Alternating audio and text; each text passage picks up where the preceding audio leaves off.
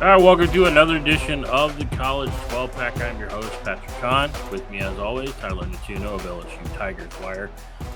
Tyler, the podcast should sound better this week. Rocking the new mic.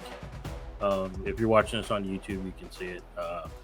Definitely wanted to increase our game as we get into the season. And really, Tyler, there was a lot going on this weekend. There was a lot going on when it comes to Florida State, Clemson, Ohio State, Notre Dame.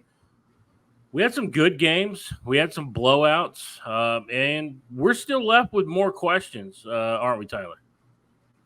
Yeah, I kind of felt like we'd have a really good idea of what was going on in the country this week, after this week, and that just really doesn't seem like it was the case. I feel like we still have a lot of questions about a lot of teams.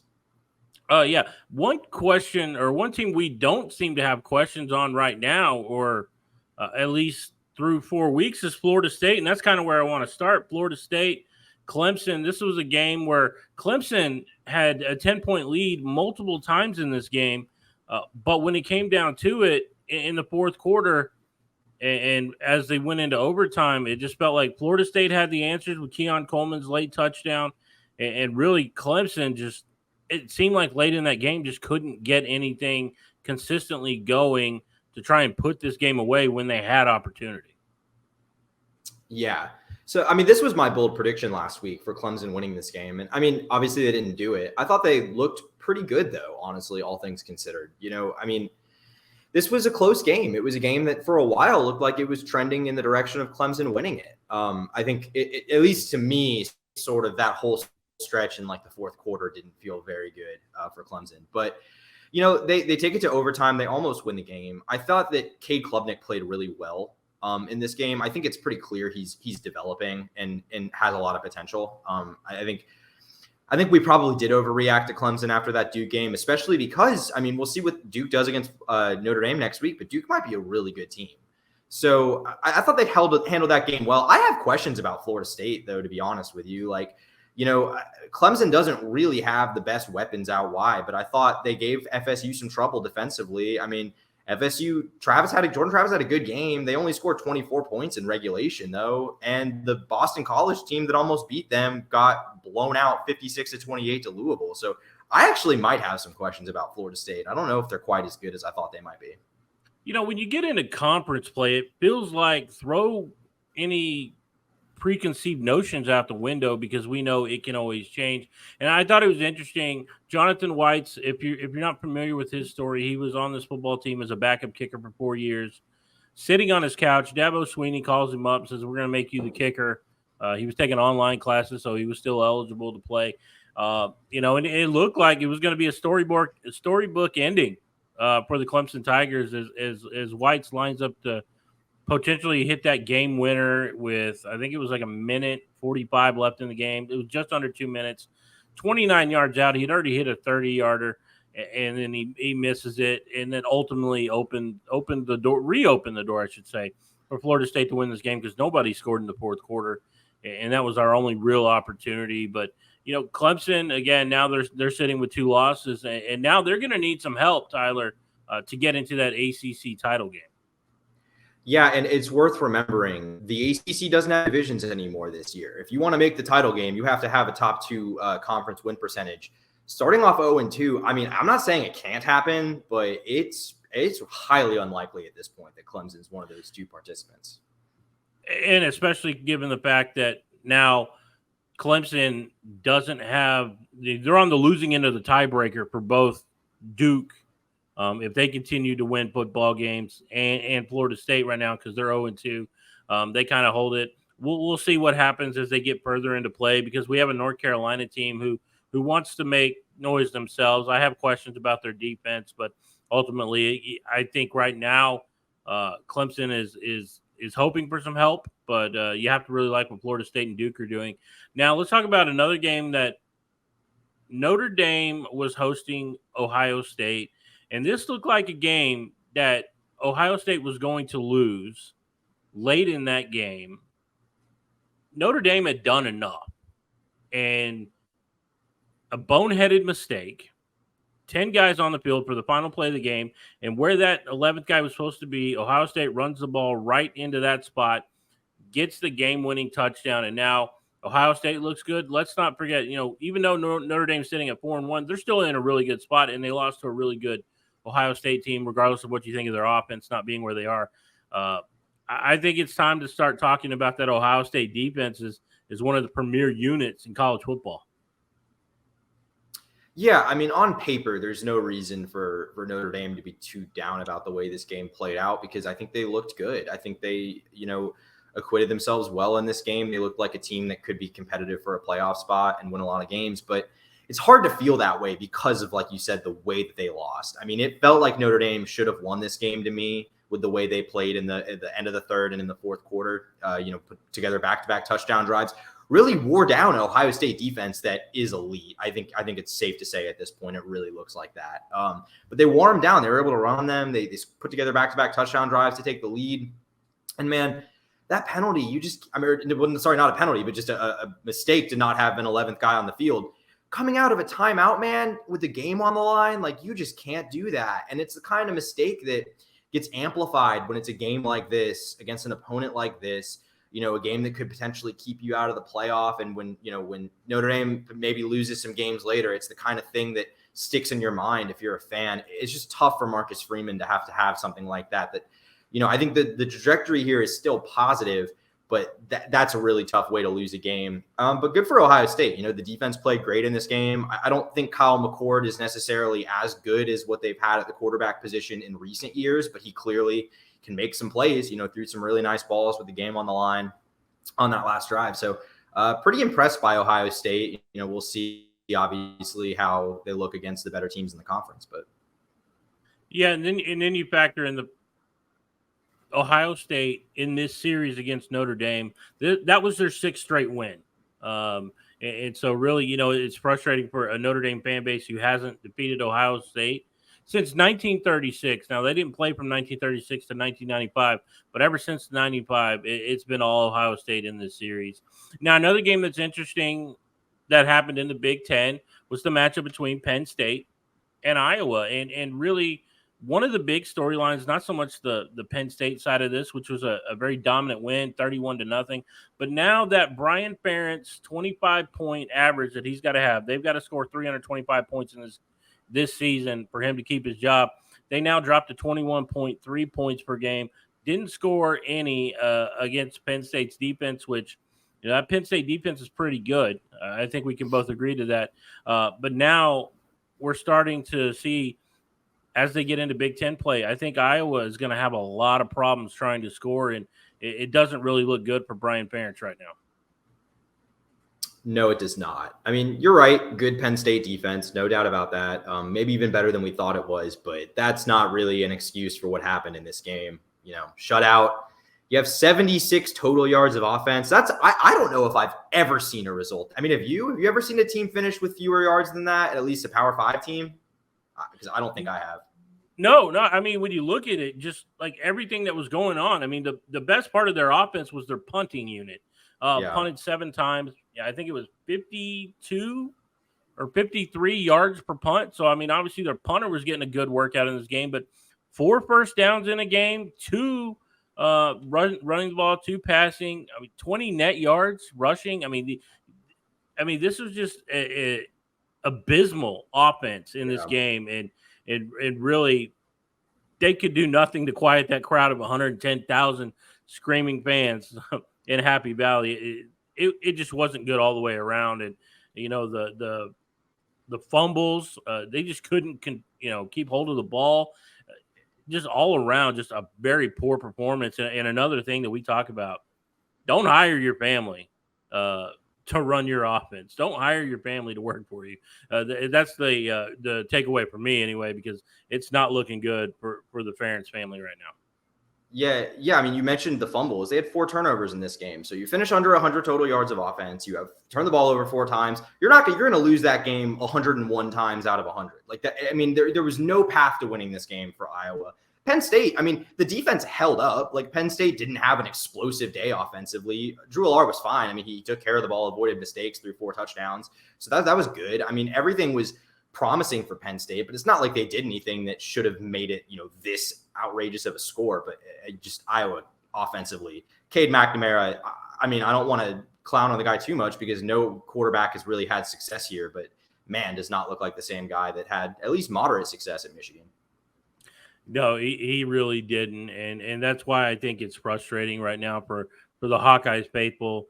Bringing in Cade McNamara, they thought that this was going to turn around, and really it didn't. 5 of 14 throwing the football, sacked twice, got 42 yards total.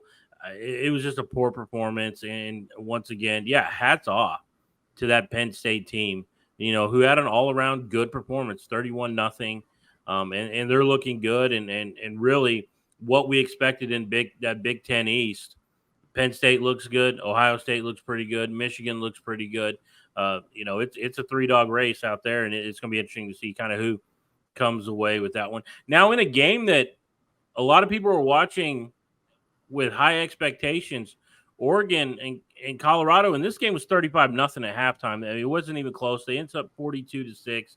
Colorado finally able to score late in that game, but I was really interested to listen to Dan Lanning's pregame speech that went viral during this game. And Dan Lanning says, we're not part of this storybook ending. We're not part of the Cinderella story.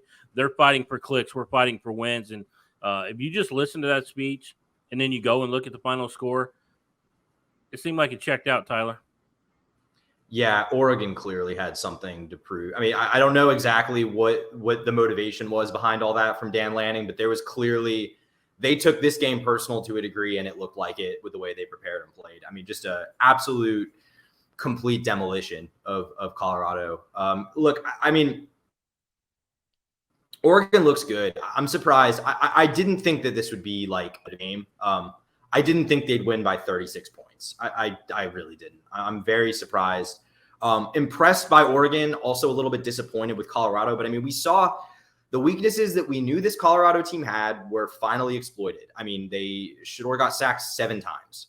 That's just, you're not going to be successful in a game like that. Got torched by Oregon. I think really missed Travis Hunter in this game. Not so much on offense, which is what I expected going into the game. Like I said last week, I mean, it doesn't really matter how dynamic of a playmaker you've got if Shedeur doesn't have any time to make plays.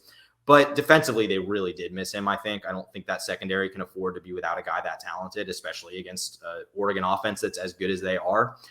I mean, I think this could be an opportunity for people to sort of revert back to flip back to the other side of the spectrum with Colorado. I mean, this is still a much improved team than anyone thought they would be this year. We expected that they would start to have results like this when they got into the meat of their schedule, and that's fine. And we'll see what they do against USC next week, who, as we'll get into, maybe not quite as sturdy as Oregon is, at least in the trenches. So it'll be something to watch. One thing I do want to say real quick before we move on is that I feel like a lot of the everyone was saying kind of coming into the year, like, oh, wait and see, watch what happens when Deion takes a bad loss. How's he going to handle that? I don't know how many people watched his post-game press conference. I did. He handled it fine, said the right things, was gracious, took the blame, didn't divert blame, did everything you expect a coach to do. So everything about this, we've just way overhyped in every direction.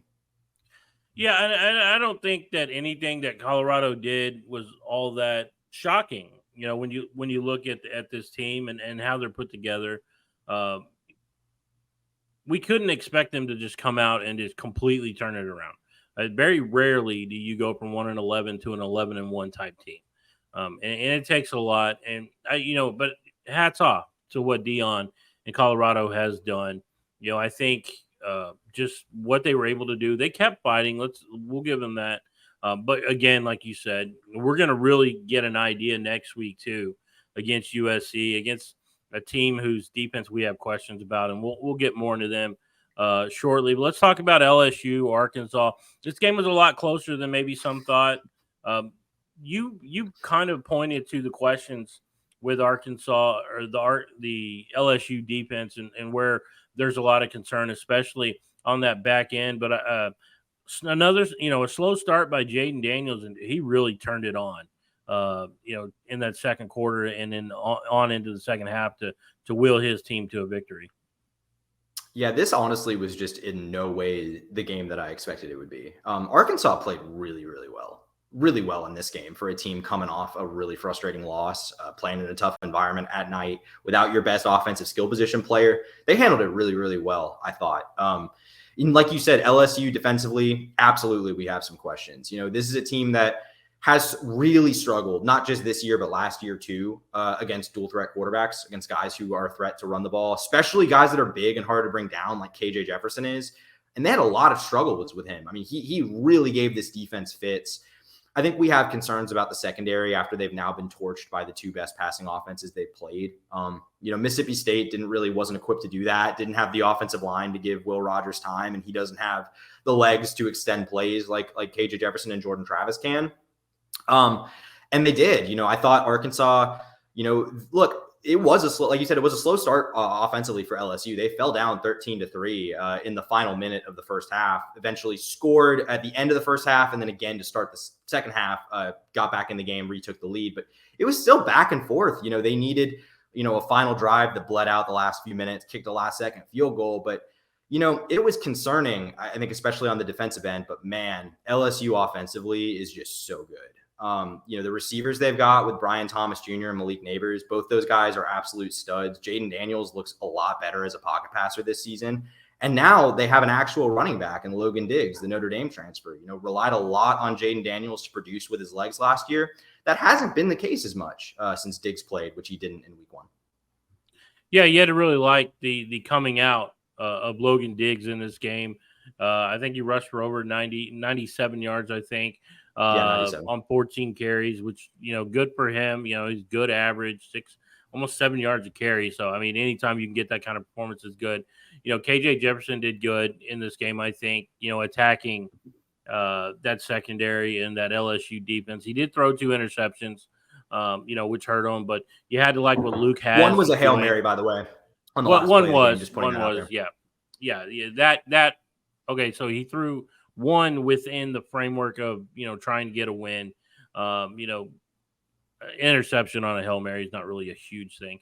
But you look at what Luke was doing, attacking that secondary, attacking that second level, really linebackers, and from the tight end position. He did a fantastic job. 2 touchdowns in this game. He made an impact.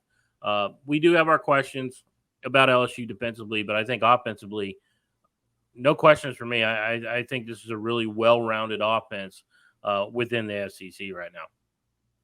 Yeah, it's going to be dangerous. I mean, very curious how it looks in a matchup against like Alabama, who good defensive team, don't really have the offensive firepower though, and that one could be interesting.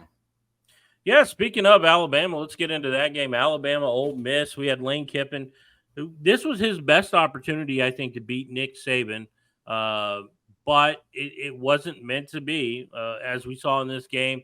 Ole Miss looked good early. They had a 7-6 lead at halftime. They were struggling to score. As you said, good defensive team.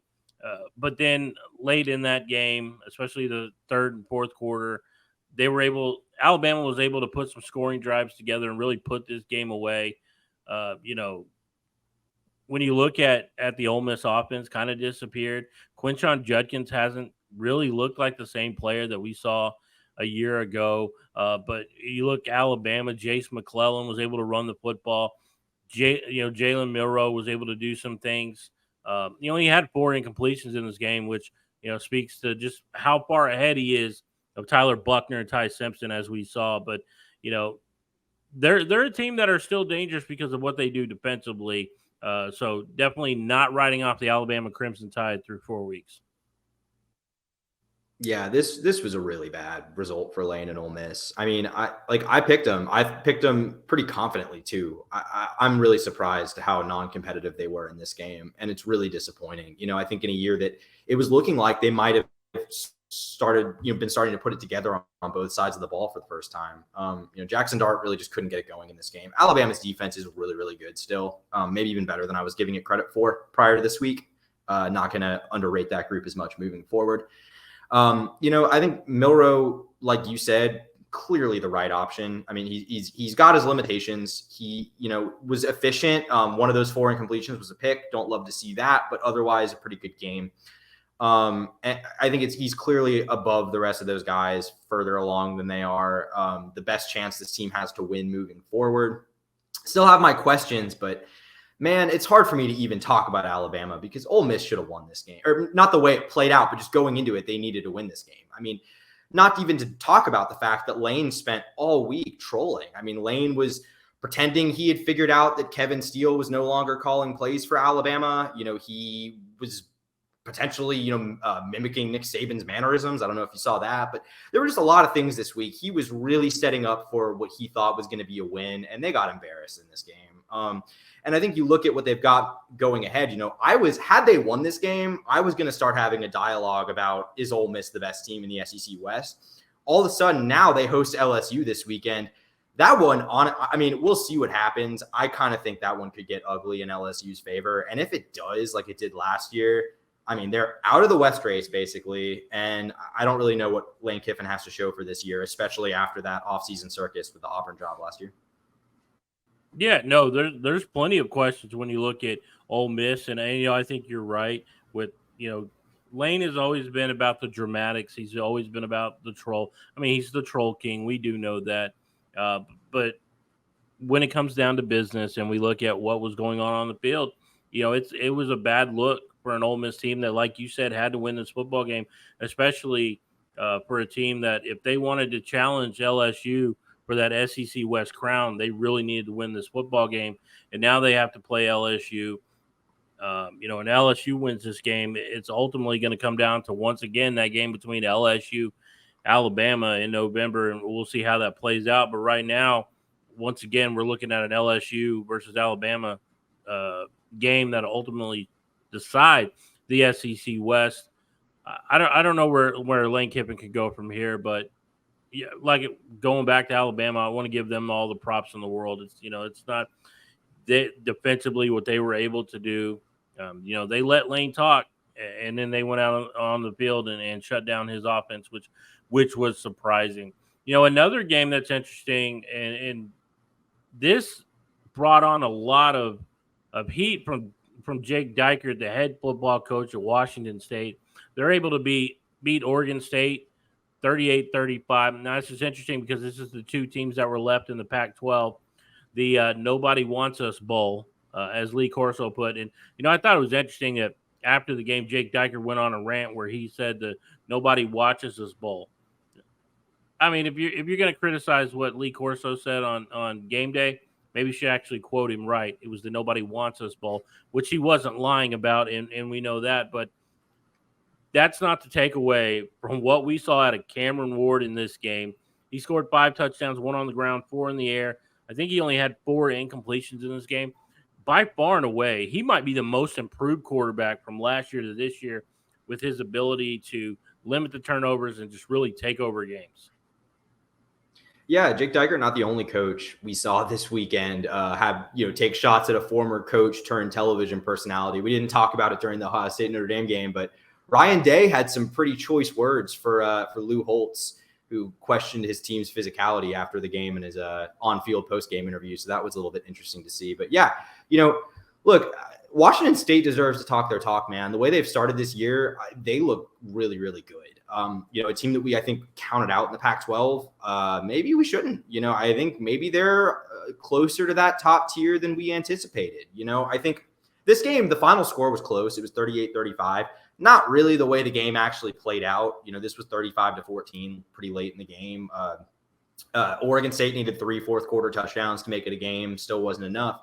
DJU wasn't great in this game. I think we kind of saw a performance more like what we saw when he played against the best teams at Clemson. And then, on the other hand, I thought Cam Ward really, we'll get into it in a little bit later in the show with the Heisman guys. And I think there's, 2 pretty clear front runners, and they're not Cam Ward, but this guy, if they go on some sort of special run, he's currently at 13 touchdowns, no picks.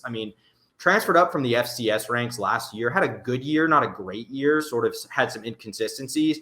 He's been on it since the season started this year. He looks really good. They look really good. They're making a statement, and they're going to be really fun to watch. Yeah, I think when you look at the popular picks last year of who was going to be this next up-and-coming quarterback, it was Cameron Ward, but maybe they were a year early because he looks a lot better this year. Again, Oregon State still looked good, but like you said, this game was put away relatively early, And really, with 9 minutes left in the fourth quarter, Jankowski hits that field goal from 44 out to put them up 38. I think they were up 38-21 at that point. I think so. And so they were able to kind of put that game away. But yeah, they're a team that can make some noise, and I think that really when you look at what Jake Dykert is doing with Washington State, they're a team that we should be paying attention to in the Pac-12. Maybe they don't win, or maybe they don't get into the Pac-12 title game, but I think they're going to make things very interesting, and I'm really interested to see that Washington State game with these two high-flying offenses. But before we get back into some of the Pac-12 games, I want to talk about a game in the Big Ten. Rutgers this season had surprised people. Started 3-0, looked like they had a really good defense, but when they went up against Michigan in the return of Jim Harbaugh, that was a little bit much for Rutgers to contend with, and really that shouldn't be a shock to anybody because I think we all knew that this Michigan team was talented, and they were going to put it on Rutgers this week. Yeah, I mean, shouldn't be a surprise. 31-7. I mean, look, Rutgers, I thought, at least in the first half, played this game pretty respectably. I mean, it was tied at 7 for a while. I want to say 14-7 Michigan was the halftime score. So this was, a game for 2 quarters and some change, ultimately pulled away. Look, Rutgers is 3-1. They've got Power 5 wins over, granted, not very good Power 5 teams in Northwestern and Virginia Tech, but they've got them. They're 3-1. I think this is a team that, maybe they're a bowl team. Maybe they raise the ceiling a little bit in what's arguably the toughest division in college football. So, not a ton of takeaways from this game. I think Michigan did what we expect them to. And we'll see. But, little spoiler alert here for Michigan. We just don't know that much about this team, and we really aren't going to for a long time because I don't know if you've looked at the schedule, man, but they don't really – their first real test is November 11th against Penn State. They end the year at Penn State, at Maryland, and then Ohio State at home. So those 3 games could all be tricky, but until then, I mean, there's a good chance they go into that stretch 9-0. So, yeah, it's not really – we're not really going to know much. I agree with that. But I think what we do know is that Michigan does have a really good defense, and based on what we saw this weekend, they proved it. The Rutgers offense really couldn't sustain anything. They couldn't get anything going. So it really wasn't going to challenge they really weren't going to challenge this Michigan team to force them into a shootout of any sort. But you really had to like the way that Michigan played in this game. Blake Corum did Blake Corum things, averaged almost 5 yards a carry, 2 touchdowns.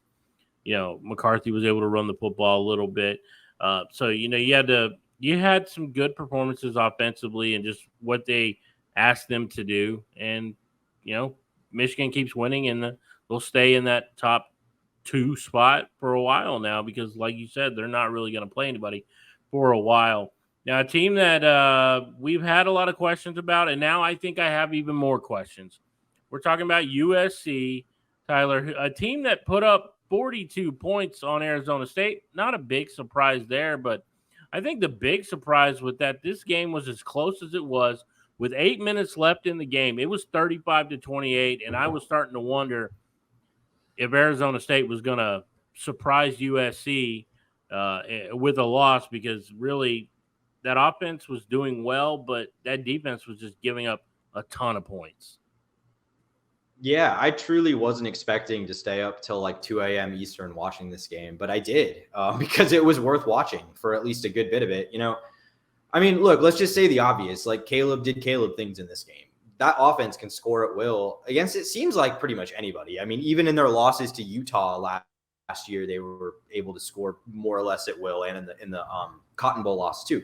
But we've got questions. I mean, we talked about it a lot coming into the season that neither of us were really buying the Alex Grinch defense. They hadn't. I mean, their first 3 games were about as weak of a start as you could possibly get, and we didn't really see anything. But giving up 28 points to this ASU team, I mean, let's just remember, Jaden Rashada, the true freshman quarterback they got, the high 4-star, didn't play in this game. He didn't play last week either. Drew Pine, the Notre Dame transfer, got the start. And with Drew Pine starting last week against Fresno, they got shut out. That game was 29-0. This game, they had 28 points late in the game on a top 5 team in the country. That's incredibly concerning. I mean, you made an offense that looked absolutely abysmal against a G5 team last week, look serviceable to decent. And that's really concerning with the tests you're going to face, because this legitimately might be the worst offense in the entire conference. It only is going to get tougher from here. I don't know what to make of this one, but I talked about it a little bit earlier. You've got to play a pretty explosive Colorado team next week, and I don't have nearly as much faith in USC's like defensive line as I do Oregon's. Watch that space, maybe. Yeah, no, I will definitely be tuning in for this game, and you know what? I might pick Colorado to win this football game this week, just because while I do think that USC has the offense that can put up points at will, like you said, Caleb Williams is doing what Caleb Williams does. But I also have worries about, like you said, that USC front four slowing down Shedeur Sanders. He has the ability to run and throw the football. So, there's a lot of questions here. And really, this game did nothing for me for confidence in USC. They're a team that, when we've talked about the college football playoff top four, they're a team that I had in my four. And right now, I can't, while they haven't lost, I don't know that I can justify putting them in there. And we'll get into our top four later in the show. But as of right now, I have more questions about USC than I did to start the season. And it makes me wonder, when is that letdown coming? And it might come as early as next week when they're playing Colorado in Boulder. So that's going to be a big question. Just real quick, I'm just curious, like, how many teams do you think right now in the Pac-12 you like more than USC? Because I think the answer is like 2 to 3 at least. Oregon, Washington State. So 3. I might throw Utah in that mix, man. Yeah, their defense looks great with a backup. They haven't had Cam Rising this whole time. Like, they won that game twice last year. Like, I don't know. You don't have to worry too much with Utah. Like, you worry about the points they're scoring. Well, when you have a defense like that doesn't give up anything, and they can score on their own, you're not too worried. But yeah, I would say 4. I mean, I'm kind of Washington State kind of has me intrigued. But if I had to go with my top 3, yeah, Oregon, Washington, Utah, and then you can throw in Washington State as kind of my 3A, 3B. Mm-hmm. It's tough right now. USC, like he said, is not really answering any questions for me. But let's talk about our last game of the week. Now, this was interesting because we talked about this last week when we were previewing about how intriguing this game was. Could be a statement game. Texas A&M took care of Auburn 27-10. Why was Jimbo Fisher on the field during a fumble return, Tyler? That was weird. To be honest, I haven't really gone in. I saw the clip of it. I didn't really go do a deep dive on how it happened. It seems like he just got really fired up and kind of lost all sense of direction and where the coach's box was. I don't know. That was one of the more bizarre things you'll see happen on a football field. I was having flashbacks to the Pittsburgh coach against Baltimore. Oh, the Mike Tomlin thing. Yeah. That's what I was having flashbacks to. But yeah, when you look at Auburn versus Texas A&M, I don't know. Texas A&M offense looked really good with Max Johnson, the former LSU quarterback, leading them out there. He was 7 of 11, threw for about 2 touchdowns, 125 yards. Their run game was really good in this game. I have a lot of questions about Auburn right now, and I did not know that the Auburn offense could look worse than they did under Brian Harsin, but I was proven wrong in this game. Yeah, that was abysmal. Look, Hugh Freeze has this team on a pretty good trajectory, I think. Portaled okay in his first class, decent recruiting returns early, but this is going to be a tough year one, I think. We saw pretty fortunate to not have 2 losses right now after the way that Cal game played out earlier this year. Yeah, just abysmal showing on offense this game. I've got the numbers. So they played all 3 of their quarterbacks in this game. None of them really worked. They were a combined 9 of 23 for 56 yards passing. So just not at all what you want to see there. Like you mentioned, Connor Wegman does get banged up in this game. Leaves Max Johnson, the LSU transfer, finishes out. Looks pretty good, all things considered. A guy who played a lot of college football games in his career. Not all of it good, but some of it pretty good. Wegman will see moving forward. They've got a big game against Arkansas and Jerry World on Saturday. I saw a report from a couple of days ago that the MRI on his ankle was negative, but I don't really know anything beyond that as far as whether he'll play next week. So that's kind of something to keep an eye on. Promising for A&M. A game I think they needed to win, but it was at home, looked the part, was never really that competitive of a game. So good, go do it against an Arkansas team that looks at least dangerous. They do look dangerous, and I really liked in this game. Looking at what Max can do. It's not very often that you can have a starting quarterback the caliber of Wegman, and then feel very comfortable with your backup, a guy who's won a lot of football games, including Max Johnson's last game at LSU, where he beat A&M and then went and joined him. You have to really like what this team does. Look better than they did against Miami.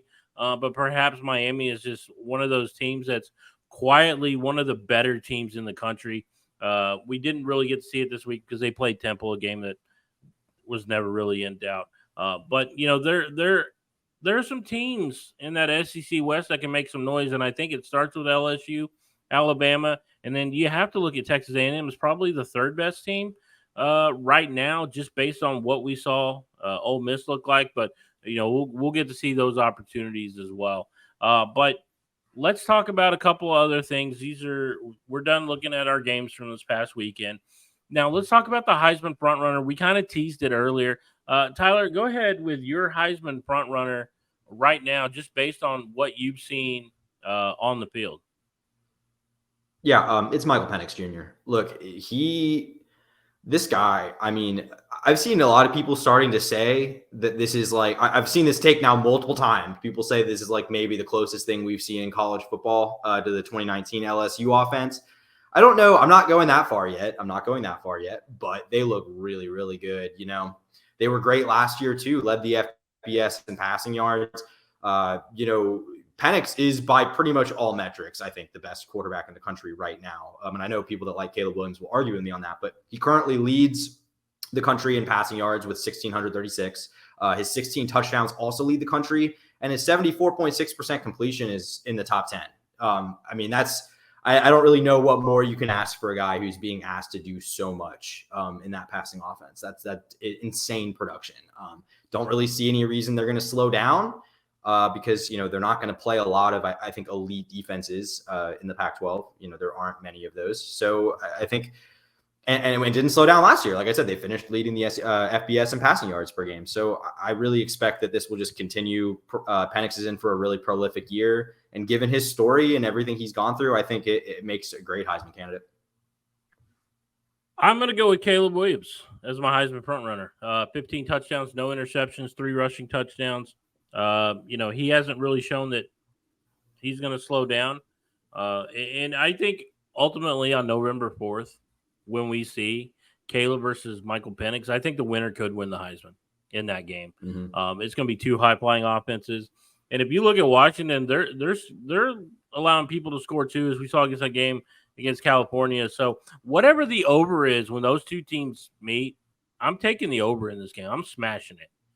When it comes to Caleb Williams versus Michael Penix. Yeah, and one thing about Caleb Williams, sort of is to play devil's advocate against myself. Penix has 2 picks on the year. Caleb Williams has none. And in all the stats just listed off, Caleb Williams sits directly behind Michael Penix. The yards, it's I don't remember exactly how many behind, but he's not far behind. He's 1 touchdown behind, and he ranks 11th in completion percentage. So it's actually he's like really 400 behind. Is he really? According to CFB stats, wow. I was just pulling it up. 1,200 yards for Caleb, 1,636 for Penix. The only guy within 200 yards and really 250 yards is Shadur Sanders. Wow. Okay, so I didn't even realize. So that bolsters my argument, I guess, even more. He's blowing the field away in terms of passing yards, not so much in terms of the passing touchdowns and efficiency. But it's interesting; they both have an identical 11.9 yards per attempt. It is wild, like how similar the production has been between the two of them. They could be shaping up for an all-time Heisman race. Yeah, absolutely. I think it's going to be great. And, Michael Penix Jr. is a guy who we liked at Indiana, and then he goes to Washington, and he just far exceeded anything that I expected and really goes to speak to the job that Kalen DeBoer is doing in Seattle. I think he's doing a fantastic job, and really, we could see, not only could we see this matchup on November 4th, we could potentially see this again in the Pac-12 title game.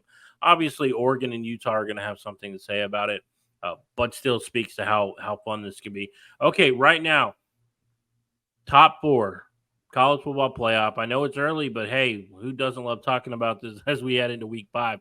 Tyler, where are you going with your top 4 in the college football playoff right now? I've shaken things up quite a bit this week, just because I feel like it. I don't like trying to stick to preseason rankings. I think that's a fool's errand. And these are the teams that right now I think are the 4 best teams in the country. So starting at number 1, I've got Ohio State. They've got probably the most impressive win of anyone in the country, even more so than Texas. I think beating Notre Dame on the road right now impresses me a lot more than beating Alabama on the road. And I would say after that, I've got Georgia, who hasn't really been tested, but, is doing what they do. We'll see, I guess, as they progress. I don't think Auburn's going to give them much of a test this weekend. They have a pretty easy regular season schedule, to be honest, as far as relative to being in the SEC. So I don't really see anyone getting them anytime soon. And then after them, I do have Texas at 3, still taking care of business, have that Alabama win. Going to face some tough games in Big 12 play. Maybe Oklahoma's better than we thought they were coming into the year, but we'll see. And then at 4, I've got a newcomer. I've got Washington, and I've got them bumping Michigan out, and I have them instead of USC and FSU as well. So I think they're the best team in the Pac-12 at the moment. They've impressed me the most, and my money would probably be on them to win the league. I will say Georgia, and this is not in any order. I'm just going to give you my 4 best. Georgia, Ohio State, Texas, Michigan, right now. And, that it's tough to leave Washington out of that conversation. Like you said, you brought up a lot of good points about Washington. And I could see an instance where Ohio State, Michigan play a really close game, the final game of the season, and both teams still get in. Georgia right now, just because of how easy their schedule is, really the only real test that they might have, I think they'll get tested a little bit when they play Tennessee, when they play Florida, because rivalry games just mean a little bit more. But really, when it comes down to it, I think Georgia far and away. And then you look at Michigan and what they're doing, Ohio State based on what they did. And in Texas, just because I just wonder if anybody is going to be able to challenge Texas. And we're going to find out in a couple of weeks, October 7th. Pay attention that weekend, Texas OU. I think with the way Dylan Gabriel's playing right now against Oklahoma, and the way that Quinn Ewers and that team is doing, and Jonathan Brooks just took over against that Baylor team this past weekend. I really like them. I think that'll tell us a lot, but right now I'm going to lean Texas. Yeah, I think those are all valid points. And, I think leaving Michigan off, I just want to be clear, nothing to do with anything Michigan's done on the field. They've done nothing but take care of business against, admittedly a lot lesser opponents. But that's you don't control your schedule to an extent. At least the current team doesn't. So, doing what they got to do, taking care of business. I just have been more impressed with the positive results that other teams have had, as opposed to, any negative results that Michigan has had, which hasn't been the case. Yeah, and we'll find out. Like you said, we will find out later in the season with a lot of these teams, like at Georgia, with Michigan. We got that Washington USC game that's going to be coming. We're going to see what Utah can do. How does Texas look after they play Oklahoma? Really, do they have anybody that can challenge them? It's going to be interesting to see. And really, the Big 12 title game will tell us a lot. There's still, despite that we're already in week 5, there's still a lot left to find out about this game, find out about these teams and the college football playoffs as it marches on. But that's going to do it for this edition of the College 12-Pack. We will be back on Thursday. We're going to be previewing the weekend to come, some big games coming up, and we'll probably get into a little more hot seat talk as that is really starting to come a clear picture, and maybe West Virginia is a lot better than we gave them credit for as the season started. But that's going to do it for us. Tyler and Patrick, we'll see you next time.